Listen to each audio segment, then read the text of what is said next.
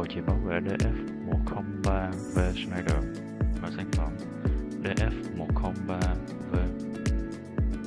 Sản phẩm là cầu chì bảo vệ giúp ngắt mạch khi quá tải hoặc ngắn mạch, đảm bảo an toàn cho hệ thống điện.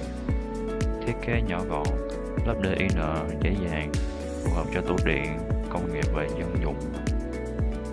Các thông số thiết bị của sản phẩm: điện áp mức 690V AC DC,